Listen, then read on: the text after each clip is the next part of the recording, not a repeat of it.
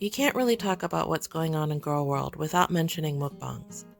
About 3 weeks ago, I talked about just how lucrative these videos are in the scope of Gorl world in general.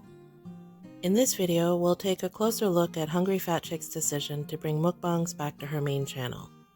As a bit of background, she had a health scare this summer and concentrated the months of June, July, August, and September to weight loss.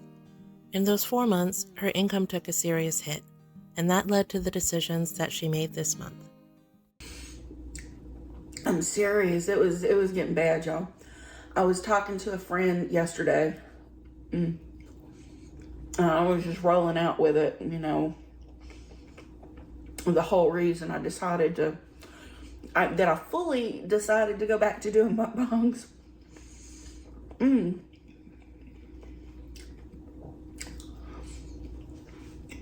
I did the weight loss stuff for 4 months, okay?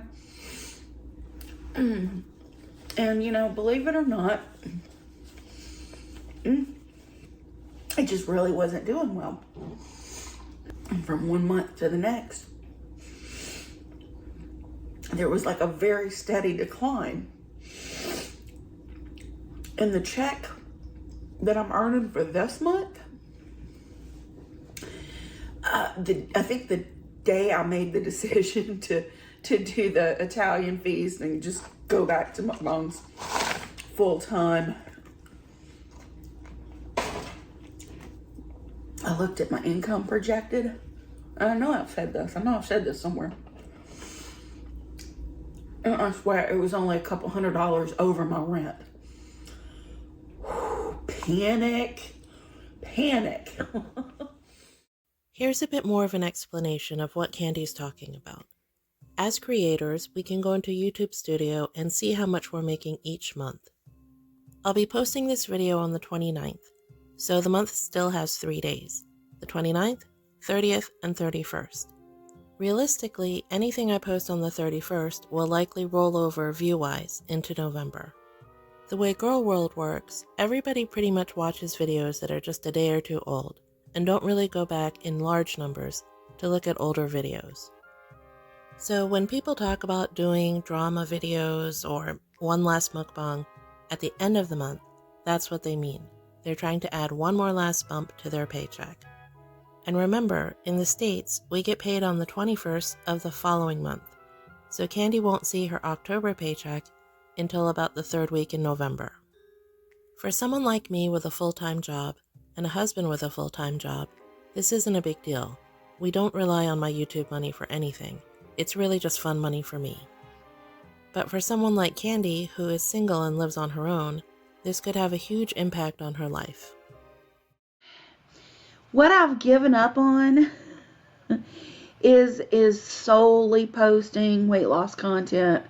The weight loss content had just taken over my channel, and it wasn't helping the channel, Yeah, so I'm hoping actually bringing back the mukbangs will, kind of fix my algorithm situation. Goodness. And that's exactly what she did. Candy has moved over the weight loss content onto a second channel called Amateur Dark Star. This is where she'll put updates on her weight, the recipes that she's making, live streams, anything that has to do with her health and weight loss. On her main channel, she'll just be doing the eating shows for her bigger audience. So far, this seems to be working.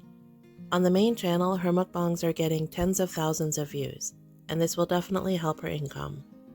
She's also experimenting with reacting to her own videos in Retro Reacts. Before you judge her too harshly, I want you to think about this. How would you and your family fare if all of a sudden you had to deal with 4 months' worth of paychecks being less than a third of what they used to be? In Candy's case, she's trying to offset this by doing OMAD, or 1 meal a day.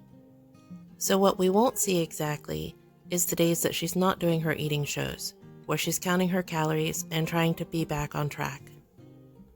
OMAD is exactly what I do, The mukbang I did the other day, it's like I had literally 3 meals, enough for probably 6 people.